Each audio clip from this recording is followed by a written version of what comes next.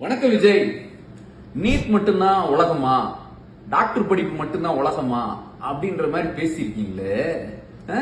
உங்களுக்கு சில கேள்விகள் விஜய்.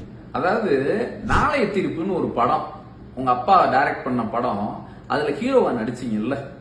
அதுல இருந்து நீங்க நடிச்ச 10 படம் வந்து பாத்தீங்கன்னா எல்லாமே பிளாப், அட்ரு பிளாப், வேஸ்ட் படங்கள், குப்பை படம்னு சொல்லலாம்.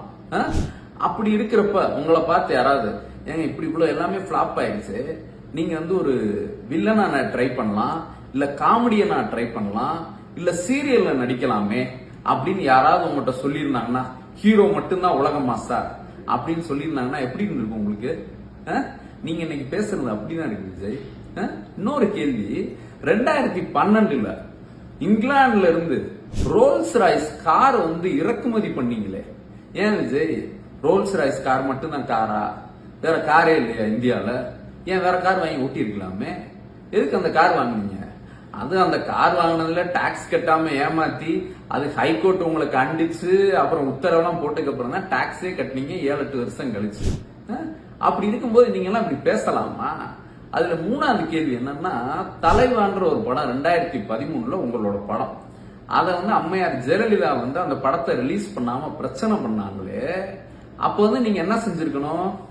எங்க தலைவா மட்டும்தான் படமா, நம்ம என்ன வேற ஏதாச்சும் ஒரு படம் நடிக்கலாம், அந்த படத்தை ஜெயலலிதா ரிலீஸ் பண்ண விடலைன்னா என்ன பிரச்சனை அப்படின்னு வேற படம் நடிக்க போனீங்களா? இல்ல அப்பாவும் உங்க அப்பாவும் நீங்களும் அப்படியே கொடநாட்டுல போய் அங்க போய் கெஞ்சி, அங்க அந்த அம்மா உங்களை பார்க்காம அசிங்கப்படுத்தி அனுப்பிச்சு விட்டோம், திரும்ப போய் கெஞ்சி படம் ரிலீஸ் ஆக தானே பாத்தீங்க. அப்போ உங்களுக்கு ஒரு விஷயம் அப்படின்னா அதுல எப்படி எல்லாம் பொழைக்கிறீங்க பாருங்க. 10 படம் பிளாப்பா இருந்தாலும் ஹீரோவா ஆயிரணுமா அப்படி இருக்கு. எத்தனையோ கார் இந்தியால இருந்தாலும் ரோல்ஸ் ராய்ஸ் தான் வாங்குவாராம், அதுவும் இங்கிலாந்துல இருந்து தானா. தலைவா ரிலீஸ் ஆக விடலைன்னா ஜெயலலிதா காலில் விழுந்துனாலும் எப்படின்னா ரிலீஸ் எல்லாமே செய்றீங்கல்ல. அப்புறம் இப்ப என்னமோ வந்து அது மட்டும்தான் வந்து வாழ்க்கையா அப்படின்னு கேக்குறீங்களே. அதாவது விஜய், நரேந்திர மோடியை எதிர்க்கிறதுக்கு உங்களுக்கு பயம், சரியா? இதுல பிரச்சனை அதுதான். அதாவது நீட்டை எதிர்க்கணும் அப்படின்னா நரேந்திர மோடி எதிர்க்கணும், அது வந்து உங்களால முடியாத ஒரு விஷயம். அதுக்கு பசங்க கிட்ட போய் இப்படி சப்பக்கட்டு கட்டாதீங்க, சரியா? தலைமை பண்புங்கிறது என்ன தெரியுமா? அதாவது நமக்கு இந்தி திணிப்பு அப்படின்னு தமிழ்நாட்டுல இந்திய திணிக்கும் போது அதை எதிர்த்தார் பாருங்க தந்தை பெரியார், பேரறிஞர் அண்ணா, முத்தமிழறிஞர் கலைஞர்.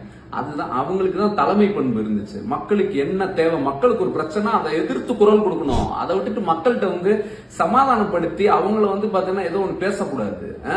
இன்னைக்கு நீட்டை திணிக்கிறாரு நரேந்திர மோடி அப்படின்னு சொல்லும்போது அதை எதிர்க்கிறாரு பாரு எங்க தலைவர். அதுதான் தலைமை பண்பு. நம்ம பிள்ளைங்களோட டாக்டர் கனவு முக்கியம் சொல்லி அங்க எதிர்க்கிறாரு பாரு, அதுதான் வந்து தலைமை பண்பு. தமிழ்நாட்டோட பொது சுகாதாரம் பாதிக்கப்படுது அப்படின்னு ஃபீல் பண்றாரு பாருங்க, அதுதான் தலைமை பண்பு. அதை விட்டுட்டு வந்து பசங்க கிட்ட வந்து பஞ்ச் டயலாக் பேசுறீங்களே விஜய். அதாவது தலைமை பண்புங்கிறது ஒரு விஷயத்தை எதிர்த்து நிக்கக்கூடிய துணிச்சல் வேணும், அதுக்கு வந்து முதுகெலும்பு வேணும். அதெல்லாம் கொஞ்சம் அப்படி பேசுங்க, அதை ட்ரை பண்ணி பாருங்க. அதை விட்டுட்டு இந்த மாதிரி பசங்களை ஏமாத்துற வேலையெல்லாம் செய்யாதீங்க. நன்றி.